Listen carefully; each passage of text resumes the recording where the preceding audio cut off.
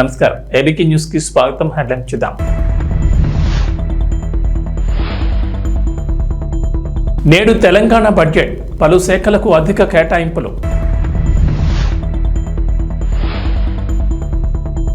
హైదరాబాద్ చుట్టూ ring rail project కేంద్ర railway మంత్రి కీలక ప్రకటన.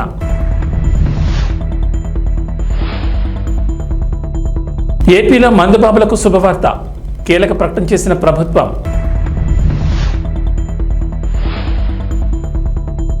తెలంగాణ ప్రజలకు వాతావరణ శాఖ హెచ్చరిక. నేడు పలు జిల్లాల్లో అతి భారీ వర్షాలు. ముఖ్యమంత్రి రేవంత్ రెడ్డి అధ్యక్షతన కేబినెట్ భేటీ ప్రారంభమైంది. 2024-25 వార్షిక బడ్జెట్ కు కేబినెట్ ఆమోదం తెలుపనుంది. అంతకుముందు డిప్యూటీ సీఎం ఆర్థిక మంత్రి బట్టి విక్రమార్క, ఛాంబర్లో మంత్రులు కోమటిరెడ్డి వెంకటరెడ్డి, పొంగులేటి శ్రీనివాసరెడ్డి, ఉత్తమ్ కుమార్ రెడ్డి, పొన్నం ప్రభాకర్, కొండా సురేఖ సమావేశమయ్యారు. బట్టిని కలిసిన చీఫ్ సెక్రటరీ శాంతికుమారి బడ్జెట్ ప్రవేశపెడుతున్నందుకు అభినందనలు తెలిపారు. ప్రజాభవన్ నుంచి డిప్యూటీ సీఎం ఆర్థిక మంత్రి భట్టి విక్రమార్క అసెంబ్లీకి బయలుదేరి వెళ్లారు. సీఎం రేవంత్ అధ్యక్షతన జరిగే కేబినెట్ సమావేశంలో భట్టి పాల్గొనున్నారు. అసెంబ్లీ కమిటీ హాల్లో జరగనున్న కేబినెట్ భేటీలో 2024-25 వార్షిక సంవత్సరం బడ్జెట్ కు కేబినెట్ ఆమోదం తెలుపనుంది. తెలంగాణ ప్రభుత్వం అసెంబ్లీలో బడ్జెట్ను ప్రవేశపెట్టనుంది. 2024-25 ఆర్థిక సంవత్సరానికి గాను ఈ పద్దును ప్రవేశపెట్టనున్నారు. ఉదయం 9 గంటలకు ముఖ్యమంత్రి రేవంత్ రెడ్డి అధ్యక్షతన జరిగే కేబినెట్ సమావేశంలో బడ్జెట్ ఆమోదం పొందుతుంది. ఆ తర్వాత డిప్యూటీ సీఎం ఆర్థిక మంత్రి భట్టి విక్రమార్క మధ్యాహ్నం 12 గంటలకు శాసనసభలో పూర్తిస్థాయి పద్దును ప్రవేశపెడతారు. హైదరాబాద్ చుట్టూ రింగ్ రైల్ ప్రాజెక్టు నిర్మించేందుకు కసరత్తు జరుగుతున్న సంగతి తెలిసిందే. ప్రస్తుతం ఉన్న ఔటర్ రింగ్ రోడ్డుకు 40 కిలోమీటర్ల దూరం నుంచి రీజనల్ రింగ్ రోడ్ నిర్మిస్తుండగా దానికి సమాంతరంగా రింగ్ రైల్ ప్రాజెక్టు నిర్మించే ప్లాన్ చేస్తున్నారు. ఈ ప్రాజెక్టు నిర్మాణంపై కేంద్ర రైల్వే శాఖ మంత్రి అశ్విని వైష్ణవ్ కీలక ప్రకటన చేశారు. రింగ్ రైల్ ప్రాజెక్టు నిర్మాణంపై కసరత్తు చేస్తున్నామని చెప్పారు. త్వరలో ఈ ప్రాజెక్టుకు సంబంధించిన పూర్తి వివరాలు వెల్లడిస్తామన్నారు. మంగళవారం కేంద్ర బడ్జెట్ను ప్రవేశపెట్టగా రైల్వే బడ్జెట్లో కేటాయింపుల వివరాలను మంత్రి అశ్విని వైష్ణవ్ వెల్లడించారు. రైల్వే బడ్జెట్లో తెలంగాణకు మొత్తం 5,336 కోట్లు కేటాయించినట్లు తెలిపారు. ప్రస్తుతం తెలంగాణలో రాష్ట్రంలోని వివిధ ప్రాంతాల్లో 32,946 కోట్ల విలువైన ప్రాజెక్టుల పనులు కొనసాగుతున్నాయని వెల్లడించారు.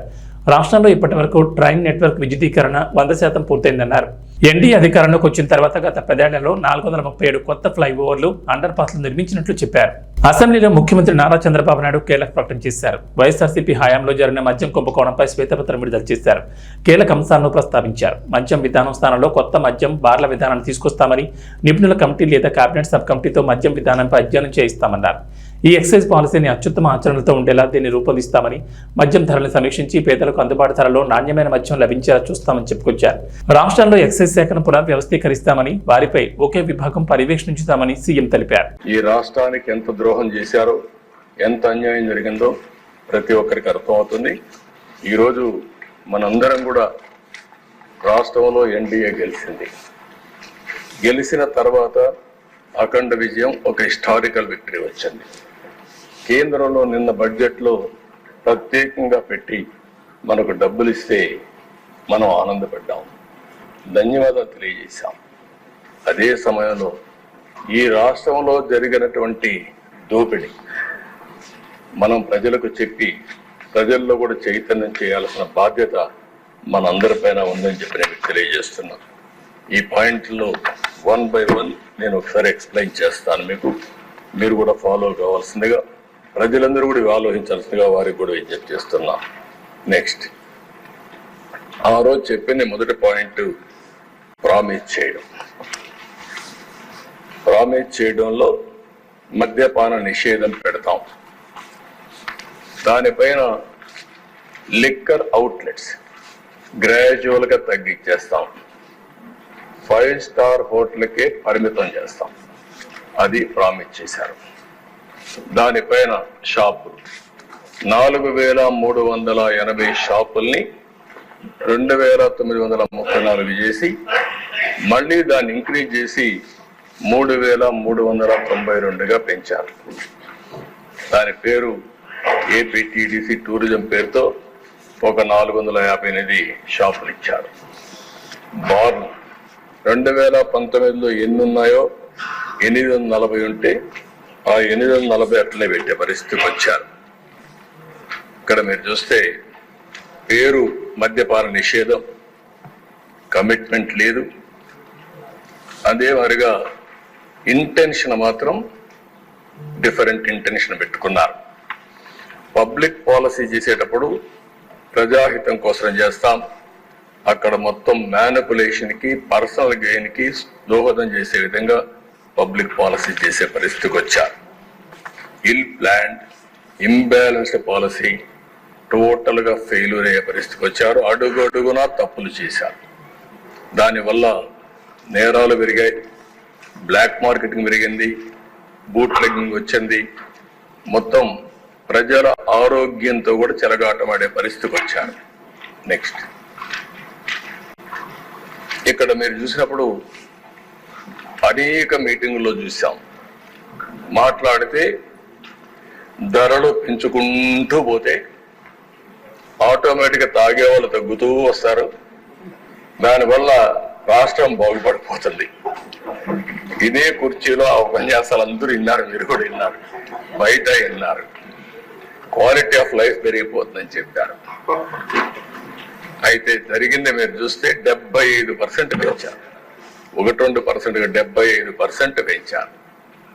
ఎక్కడ ప్రాపర్ అనాలిసిస్ లేదు, మైండ్ అప్లికేషన్ చేసే పరిస్థితి లేదు. ఎందుకంటే దొంగ పని చేయాలంటే ఏమైనా చేస్తారు, పట్టుకోలేని పరిస్థితి ఉన్నప్పుడు విచ్చలబిడతనం కూడా వస్తుంది.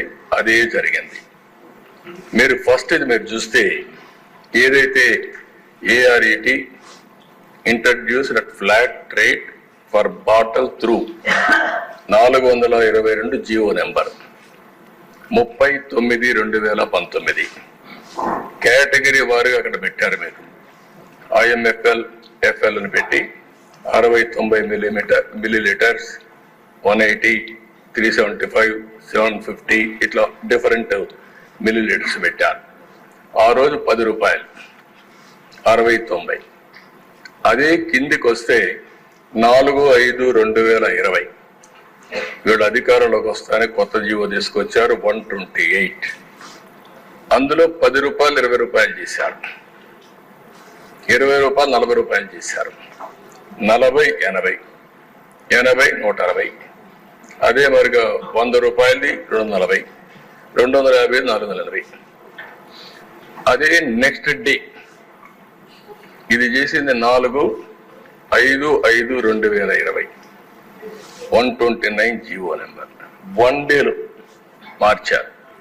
మార్చి మళ్ళీ 20, 40, 40, 80, 80, 160, 160, 320, 240, 480, 480, 960. అంటే పిచ్చతనం కాకపోతే మైండ్ ఉండేవాడు ఎవడు చేయడు ఈ పనులు. అంటే ఏది చేసినా ఆంధ్రప్రదేశ్ లో కూటమి నేతలు కార్యకర్తలు ఎదురుచూపులకు ఎండ్ కార్డ్ పడబోతుందా? త్వరలోనే శుభవార్త వినబోతున్నారా? అవుననే సంకేతాలు కనిపిస్తున్నాయి. టీడీపీ, జనసేన, బీజేపీలు నామినేటెడ్ పోస్టుల భర్తీపై కసరత్తు చేస్తున్నాయి. ఈ మేరకు పదవుల పంపకాలపై ఓ క్లారిటీకి వచ్చినట్లు తెలుస్తోంది. 3 పార్టీలు నామినేటెడ్ పదవిని భర్తీ చేయడంపై ఓ ఒప్పందానికి వచ్చినట్లు సమాచారం. ఈ మేరకు 3 పార్టీలు త్వరలోనే ఈ పదవుల పంపకాలను చేపట్టే అవకాశం ఉంది అంటున్నారు. 3 పార్టీల మధ్య కుదిరిన డీల్ ప్రకారం టీడీపీ ఎమ్మెల్యేలు ఉన్న చోట 60% నామినేటెడ్ పోస్టులు ఆ పార్టీ నేతలు, కార్యకర్తలకే దక్కుతాయి. మిగిలిన వాటిలో 30% జనసేన శ్రేణులకు, మిగతా పదవులు బీజేపీకి ఇస్తారు. జనసేన ఎమ్మెల్యేలు ఉన్న చోట 60% పోస్టులు ఆ పార్టీ నేతలు, కార్యకర్తలకు ఇస్తారు. 30% పోస్టులు టీడీపీకి, 10% బీజేపీకి కేటాయిస్తారు. బీజేపీ ఎమ్మెల్యేలు ఉన్న చోట ఆ పార్టీకి 50% పదవులు, మిగిలిన 50% టీడీపీ, జనసేనలకు ఇచ్చేలా ఒప్పందం చేసుకున్నట్లు తెలుస్తోంది.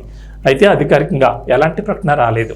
మాజీ మంత్రి పెద్దిరెడ్డి రామచంద్రారెడ్డిని అనర్హుడిగా ప్రకటించాలంటూ హైకోర్టులో పిటిషన్ దాఖలైంది. బీసీవైపీ జాతీయ అధ్యక్షుడు బోడే రామచంద్ర యాదవ్ దాఖలు చేసిన ఎన్నికల పిటిషన్పై బుధవారం హైకోర్టు విచారణ జరిగింది. పెద్దిరెడ్డి ఎన్నికల అఫిడవిట్లో స్థిరాస్తుల వివరాలను పేర్కొనకుండా గోప్యంగా ఉంచినందుకు ఎమ్మెల్యేగా అనర్హుడిగా ప్రకటించాలని రామచంద్ర యాదవ్ కోరారు. పెద్దిరెడ్డి ఎన్నికల అఫిడవిట్లో తన భార్యకు సంబంధించిన 142 స్థిరాస్తులను పేర్కొనలేదనడంతో ఆ వాదనను ధృవీకరిస్తూ ఆ ఆస్తుల వివరాలతో అఫిడవిట్ వేయాలని పిటిషనర్కు కోర్టు సూచించింది. అలాగే పోలింగ్లో పెద్దిరెడ్డి తర్వాత అత్యధిక ఓట్లు పొందిన టీడీపీ అభ్యర్థిగా పోటీ చేసిన చల్లా రామచంద్రారెడ్డి పేరును పిటిషన్లో ప్రతివాదుల జాబితాలో చేర్చాలని పిటిషనర్కు సూచించింది. ఈ పిటిషన్పై విచారణను ఈ నెల 31కి హైకోర్టు వాయిదా వేసింది. ఆంధ్రప్రదేశ్ ప్రభుత్వానికి ప్రముఖ విద్యా సంస్థ భారీ విరాళాన్ని అందించింది. ముఖ్యమంత్రి సహాయ నిధికి శశి విద్యా సంస్థల చైర్మన్ బోరుగుపల్లి వేణుగోపాలకృష్ణ ముఖ్యమంత్రి చంద్రబాబుకు కోటి విరాళం అందించారు. వెలగపూడిలోని రాష్ట్ర సచివాలయంలో మంత్రి కందుల దుర్గేష్తో కలిసి చెక్కును సీఎంకు అందజేశారు. వేణుగోపాలకృష్ణ సంస్థ ప్రతినిధులను చంద్రబాబు అభినందించారు. రాష్ట్రానికి తమ వంతుగా సాయం అందించాలనే ఉద్దేశంతో ఈ ₹1 అందజేశామన్నారు ఆ సంస్థ ప్రతినిధులు. మరోవైపు ఆస్ట్రేలియా హై కమిషనర్ ఫిలిప్ గ్రీన్తో ముఖ్యమంత్రి చంద్రబాబు భేటీ అయ్యారు. ఆంధ్రప్రదేశ్లో పెట్టుబడి పెట్టడానికి ఆస్ట్రేలియా పారిశ్రామికవేత్తలకు తమ ప్రభుత్వం ఆహ్వానం పలుకుతుందంటూ చంద్రబాబు ట్వీట్ చేశారు. శక్తివంతమైన రాష్ట్ర సంస్కృతి, విస్తారమైన సామర్థ్యం గురించి ఫిలిప్ గ్రీన్తో చర్చించానని, రాష్ట్రంలో అనుకూలమైన ప్రభుత్వం, పర్యావరణ వ్యవస్థ వేచి చూస్తున్నాయని అన్నారు. అలాగే ముఖ్యమంత్రి చంద్రబాబును సచివాలయంలో తానా సభ్యులు కలిశారు. ఆంధ్రప్రదేశ్ అసెంబ్లీ ఎన్నికల్లో ఘన విజయం సాధించడంపై శుభాకాంక్షలు తెలిపారు. పార్టీ విజయం కోసం కృషి చేసిన ఎన్ఆర్ఐలను చంద్రబాబు అభినందించారు. తెలంగాణ అసెంబ్లీ సమావేశాల్లో భాగంగా కేంద్ర బడ్జెట్లో తెలంగాణకు అన్యాయం జరిగిందన్న అంశంపై శాసనసభలో వాడివేడి చర్చ జరిగింది. ఈ చర్చలో భాగంగా అన్ని పార్టీలు తమ తమ అభిప్రాయాలను వెల్లడించారు. ఈ క్రమంలో అధికార పక్షానికి, ప్రతిపక్ష నేతలకు మధ్య మాటలెత్తు నడవగా చివరికి సీఎం రేవంత్ రెడ్డి ప్రవేశపెట్టిన తీర్మానానికి బీఆర్ఎస్ మద్దతు తెలిపింది. కాగా బీజేపీ ఎమ్మెల్యేలు వ్యతిరేకిస్తూ సభ నుంచి వాకౌట్ చేయడం గమనార్హం. కేంద్ర బడ్జెట్లో తెలంగాణకు అన్యాయంపై రాష్ట్ర ప్రభుత్వం పెట్టిన తీర్మానాన్ని తాము ఏకగ్రీవంగా ఆమోదిస్తామని హరీష్ రావు వెల్లడించారు. కేంద్ర బడ్జెట్లో తెలంగాణ రాష్ట్రానికి అన్యాయం జరిగిందనేది వాస్తవమని హరీష్ రావు తెలిపారు. ఈ అన్యాయంపై రాష్ట్ర ప్రభుత్వం ఢిల్లీకి అఖిలపక్షాన్ని తీసుకెళ్తామంటే వచ్చేందుకు తాము సిద్ధంగా ఉన్నామన్నారు. అంతేకాదు బడ్జెట్లో రాష్ట్రానికి మొండి చేయి చూపించినందుకు నిరసనగా సీఎం రేవంత్ రెడ్డి ఢిల్లీలో దీక్ష చేస్తామంటే తాము మద్దతిస్తామన్నారు. అయితే అందుకు సీఎం రేవంత్ రెడ్డి స్పందిస్తూ మాజీ సీఎం కేసీఆర్ దీక్షకు వస్తానంటే తాను తప్పకుండా ఢిల్లీలో దీక్ష చేస్తానని వివరించారు. సభానాయకుడు కూడా అయ్యల పేర్లు చెప్పుకొని మేనేజ్మెంట్ కోటాలను సభానాయకుడు మాట్లాడొచ్చా? ఇది సంస్కారమా? ప్లీజ్. మరి నేను ఒక సభ్యుడిని, నా హక్కులు కూడా మీరే కదా కాపాడాలా? వారు మాట్లాడినప్పుడు తప్పకుండా సమాధానం చెప్పాలా? అధ్యక్ష, నేను ఒకటే చెప్తా ఉన్నాను. అధ్యక్ష తమరిని కోరేది, ఈరోజు మేము స్పష్టంగా చెప్తున్నాం, గవర్నమెంట్ ఏదైతే చర్చ ప్రారంభించిందో ఆ చర్చను మేము స్వాగతిస్తున్నాము, 100% సమర్థిస్తున్నామనే మాట నేను చెప్తా ఉన్నా. అయితే ఒకటేమంటే భవిష్యత్తులోనైనా శ్రీధర్ బాబు గారు, ఈరోజు మీరు బిజినెస్లో రెజల్యూషన్ అని ఇచ్చారు, భవిష్యత్తులో పెట్టండి. సబ్జెక్ట్ మీద చర్చ ఉంటే ఆ చర్చకు స్టేట్మెంట్ ఇవ్వండి, so that members can come prepared. అది వదిలేస్తే, ఆ మీమాంస వదిలేస్తే, అధ్యక్ష ఇప్పుడే నేను చెప్పాను అధ్యక్ష, మేము సీరియస్ విషయం కాబట్టి రెజల్యూషన్ సరిగ్గా పెట్టమని చెప్తున్నా వెంకరెడ్డి గారు. అధ్యక్ష, ఈ రకంగా మంత్రులు డిస్టర్బ్ చేయడం మాటికి పద్ధతి కాదు. సీనియర్ మెంబర్లు ఇదేం పద్ధతి అధ్యక్ష? స్వాగతిస్తున్నామని చెప్తే మళ్ళీ ఈ రకంగా ఇబ్బంది పెట్టడం ఏంది? ఇంత ఓపిక లేదేమో అధ్యక్ష. వెంకటరెడ్డి గారు ప్లీజ్ కూర్చోండి. అధ్యక్ష ప్లీజ్, నేను ఇస్తాను, కూర్చోండి. అధ్యక్ష మేము క్లియర్ గా చెప్పేది, మేము అధ్యక్ష అధికార పక్షంలో ఉన్నా, ప్రతిపక్షంలో ఉన్నా, ఏ పక్షంలో ఉన్నా మేము తెలంగాణ ప్రజల పక్షం అధ్యక్ష. మేము ఈరోజు ఈ కాంగ్రెస్ ప్రభుత్వం ప్రవేశపెట్టిన ఈ చర్చను ఎందుకు సమర్థిస్తున్నాము, ఎందుకు స్వాగతిస్తున్నామంటే, తప్పకుండా రాష్ట్ర విశాల ప్రయోజనాల దృష్ట్యా, రాజకీయ ప్రయోజనాల కంటే కూడా రాష్ట్ర ప్రయోజనాలు ముఖ్యం కాబట్టి, తప్పకుండా రాష్ట్రంలోని ప్రజలకు న్యాయం జరగాలి కాబట్టి, నిన్న కేంద్ర బడ్జెట్లో అన్యాయం జరిగింది కాబట్టి తప్పకుండా ప్రభుత్వం ఈరోజు ఏదైతే చర్చను పెట్టిందో దాన్ని మేము సంపూర్ణంగా స్వాగతిస్తున్నామన్న మాట మళ్ళొకసారి చెప్తా ఉన్నా అధ్యక్ష. 8 నెలలు జరుగుతున్నా ఇంకా జాప్యం జరుగుతలేదు అని ఒక సమాధానం చెప్పారు. ఎప్పట్లోగా ఈ ప్రతిపాదనలు అమలు చేసి నియమిత రోజును ప్రకటించమవుతుందంటే ఇది పరిశీలనలో ఉంది అని గౌరవ మంత్రి గారు చెప్పారు. ఇది కాంగ్రెస్ పార్టీ మేనిఫెస్టో అధ్యక్ష. ఈ మేనిఫెస్టోలో page number 28 item number 14 TSRTC సిబ్బంది సంక్షేమం. ఆర్టీసీ కార్మికులను ప్రభుత్వ విలీన ప్రక్రియ పూర్తి చేసి 2 PRCల బకాయిలను వెంటనే చెల్లిస్తాం. వెంటనే అంటే 8 నెలలు సమయం సరిపోదా అధ్యక్ష? నంబర్ 1. నంబర్ 2, వచ్చే PRC పరిధిలోకి టీఎస్ఆర్టీసీ కార్మికులను చేరుస్తాం. నంబర్ 3, రాష్ట్ర ప్రభుత్వ ఉద్యోగులతో సమానంగా అన్ని వసతులు సదుపాయాలు కల్పిస్తాం. నంబర్ 4, ఆర్టీసీ బస్సులను ఆధునీకరించి విస్తరిస్తాం. అధునాతనమైన సౌకర్యాలతో కొత్త సర్వీసులను ప్రారంభిస్తాం. Number 6 and the last, RTC union పునరుద్ధరణకు అనుమతి ఇస్తాం. అదేవిధంగా అధ్యక్ష, ఎందుకంటే ఇవన్నీ అధ్యక్ష గతంలో ఇవాళ మా ప్రభుత్వం ఉన్నప్పుడు ఆర్టీసీ కార్మికులకు, ప్రభుత్వ ఉద్యోగులకు 43% ఫిట్మెంట్ ఇస్తే ఆర్టీసీ కార్మికులకు 44% ఫిట్మెంట్ ఇచ్చాం. గత తెలుగుదేశం ప్రభుత్వంలో కార్మికులకు కేవలం బడ్జెట్లో 100 కోట్లు పెట్టారు. కాంగ్రెస్ ప్రభుత్వం 200 కోట్లు పెట్టింది. కానీ మా ప్రభుత్వం 1000 కోట్లు, 1500 కోట్లు, 1500 కోట్లు బడ్జెట్ లో పెట్టి ఆర్టీసీ సంస్థను మేము కాపాడాలి.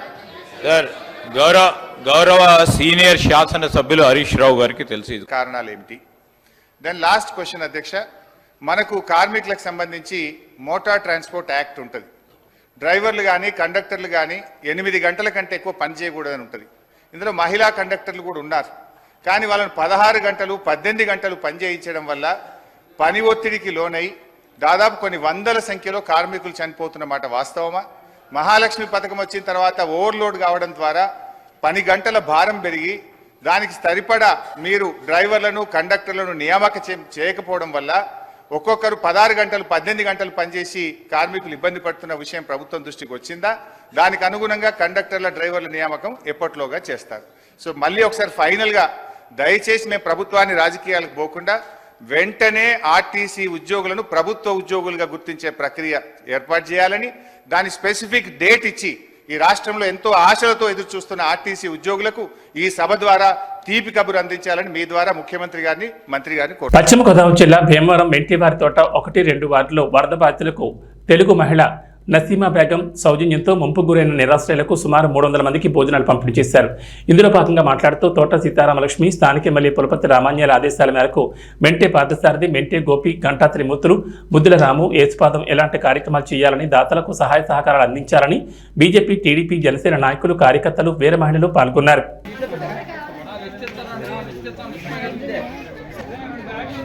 పిచ్చయ్య గారు హోటల్ పిచ్చయ్య గారు 10 రూపాయలు టిఫిన్ పిచ్చయ్య గారు అంటే ఎవరికైనా భీమవరంలో తెల్లనోళ్ళు ఉండరు. ఆయన సౌజన్యంతో రేపు ఇవ్వడం జరుగుతుంది.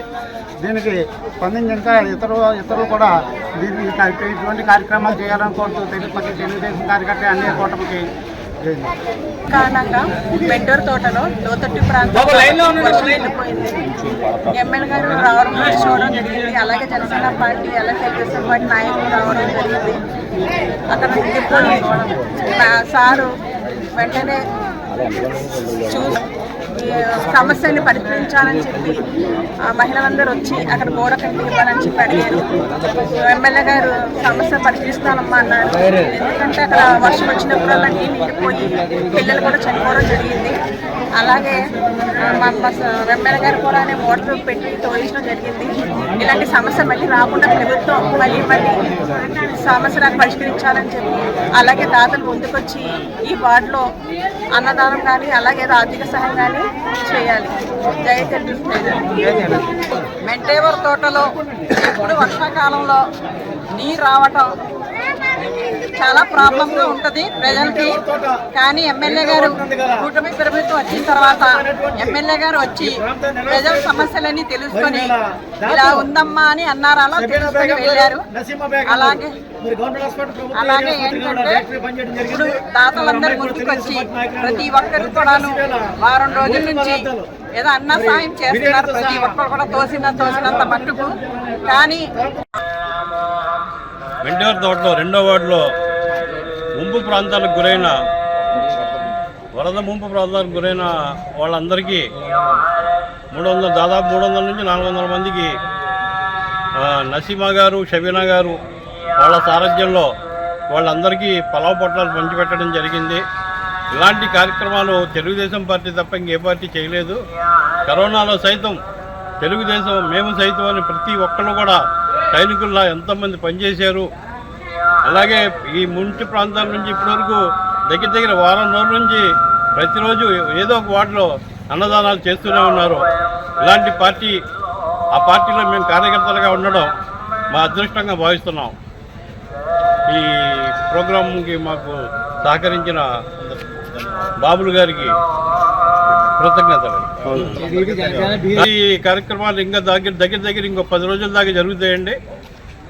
ముంపు ప్రాంతాలకు గురైన వాళ్ళు ప్రతి ఒక్కరికి ఎంతో కొంత మా తరఫున, తెలుగుదేశం పార్టీ తరఫున వాళ్ళకి సహాయశక్తులు, వాళ్ళకి సహకారాలు అందిస్తానికి మేమందరం కృషి చేస్తాం. అల్లు అర్జున్ బ్రదర్ శిరీష్ హీరోగా తెరకెక్కిన బడ్డీ చిత్రం ఈ నెల 26న ప్రేక్షకుల ముందుకు రాబోతోంది.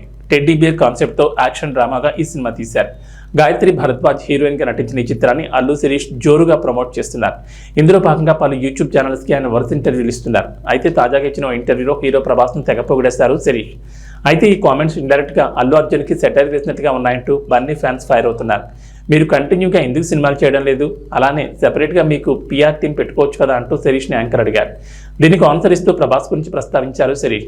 కంటిన్యూగా సినిమాలు చేస్తూ ఉంటే ఆడియన్సే మనల్ని గుర్తుపెట్టుకుంటారు, మన గురించి మనం చెప్పుకోకర్లేదు, సినిమాలే చెప్తాయి. ఈ విషయం ప్రభాస్ నుంచి నేర్చుకోవాలి. ఆయన అసలు ఎక్కడా కనపడరు, కానీ ఆయన సినిమాలు మాత్రం కనీసం 10 నెలలకు ఒకటైనా వస్తుంది. సింప్లిసిటీకి అతను పెద్ద ఎగ్జాంపుల్. ఆయన చేసేవన్నీ పెద్ద సినిమాలు అన్నీ బాగుంటాయి, బయట ఎక్కడా కనపడరు, ఎలాంటి హడావిడి ఉండదు. ఆయన నుంచి ఇలాంటివి నేర్చుకోవాలి. అలానే ఆయన సినిమాలను కూడా ప్రభాస్ పెద్దగా ప్రమోట్ చేసుకోరు, చాలా మినిమల్గా ప్రమోషన్ చేస్తారు. అలానే తన సినిమాలు కాకుండా దేనికి పెద్దగా రియాక్ట్ అవ్వరు. అసలు ఆయనకి పిఆర్ కూడా లేదు. అలానే ఏ అవార్డ్ ఫంక్షన్స్కి, రియాలిటీ షోలకు కూడా ఆయన పెద్దగా రారు. కానీ తన సినిమాల ఈవెంట్స్కి మాత్రం వచ్చి చిన్నగా ప్రమోట్ చేస్తారు. అయినా సరే ఆయన సినిమాలు పెద్ద హిట్ అవుతాయంటూ అల్లు శిరీష్ అన్నారు. T20 ప్రపంచ కప్ 2024 టైటిల్ సాధించిన తర్వాత కెప్టెన్ రోహిత్ శర్మ T20 ఫార్మాట్కు గుడ్ బై చెప్పిన విషయం తెలిసిందే. దీంతో శ్రీలంకతో జరిగే T20 సిరీస్కు కొత్త కెప్టెన్ ఎంపిక అనివార్యమైంది. ఈ నేపథ్యంలో శ్రీలంకతో సిరీస్కి ఎంపికయ్యే కెప్టెన్ని T20 ప్రపంచ కప్ 2026 వరకు కొనసాగిస్తారనే అంచనాలతో కెప్టెన్ ఎంపిక ఉత్కంఠ రేపింది. అయితే T20 ప్రపంచ కప్ 2024కు రోహిత్ శర్మకు డిప్యూటీగా ఉన్న హార్దిక్ పాండ్యాని భారత T20 జట్టు తదుపరి కెప్టెన్ అని అంతా భావించారు. కానీ అనూహ్యంగా భారత సెలక్షన్ కమిటీ సూర్యకుమార్ యాదవ్ను కెప్టెన్గా ఎంపిక చేసింది. దీంతో హార్దిక్ పాండ్యాకు అన్యాయం జరిగిందనే ఆరోపణలు వచ్చాయి. దీనిపై చాలా మంది మాజీ క్రికెటర్లు తమ అభిప్రాయాన్ని వ్యక్తం చేశారు. ఈ జాబితాలో టీమిండియా మాజీ చీఫ్ సెలెక్టర్, మాజీ క్రికెటర్ కృష్ణమాచారి శ్రీకాంత్ చేరాడు. శ్రీలంకతో T20లకు కెప్టెన్గా హార్దిక్ పాండ్యాను తొలగించడంపై అతను ఆగ్రహం వ్యక్తం చేశాడు. ఇందుకు టీమిండియా యాజమాన్యం ఇచ్చిన వివరణ సరిగా లేదని అసంతృప్తిని వ్యక్తం చేశాడు. పాండ్యా ఫిట్నెస్ కారణంగా అతన్ని ఎంపిక చేయలేదని చీఫ్ సెలెక్టర్ అజిత్ అగర్కర్ ఇచ్చిన వివరణ సరిగా లేదని చెప్పుకొచ్చారు. ఇక వాతావరణ విషయానికి వస్తే తెలంగాణలో గత వారం రోజులుగా ఎడతెరిపి లేకుండా వర్షాలు కురుస్తున్నాయి. కొన్ని జిల్లాల్లో భారీ వర్షాలు, మరికొన్ని జిల్లాల్లో ముసురు వానలు పడుతున్నాయి. దీంతో రాష్ట్రంలోని వాగులు, వంకలు పొంగి పొర్లుతున్నాయి. జలాశయాలు నిండుకుండలా మారాయి. అయితే ఇప్పట్లో వర్షాలు రాష్ట్రాన్ని వీడేలా కనిపించడం లేదు. నేడు కూడా పలు జిల్లాల్లో భారీ నుంచి అతి భారీ వర్షాలు కురుస్తాయని హైదరాబాద్ వాతావరణ కేంద్రం అధికారులు వెల్లడించారు. మరో 2 రోజుల పాటు ఈ వర్షాలు ఇలాగే ఉంటాయన్నారు. ఉత్తర ఛత్తీస్గఢ్ వద్ద అల్పపీడనం ఏర్పడిందని అధికారులు వెల్లడించారు. అది ప్రస్తుతం తూర్పు మధ్యప్రదేశ్గా కొనసాగుతుందన్నారు. దీని ప్రభావంతో తెలంగాణలోని పలు జిల్లాల్లో అత్యంత భారీ వర్షాలు కురుస్తాయన్నారు. ముఖ్యంగా ఉత్తర తెలంగాణకు జిల్లాలకు వర్ష ప్రభావం ఎక్కువగా ఉంటుందని చెప్పారు. ఆసిఫాబాద్, పెద్దపల్లి, జగిత్యాల, మంచిర్యాల, భూపాలపల్లి జిల్లాలో అత్యంత భారీ వర్షాలు కురుస్తాయని వాతావరణ కేంద్రం వెల్లడించింది. ఈ మేరకు ఆయా జిల్లాలకు ఎల్లో అలర్ట్ జారీ చేశారు.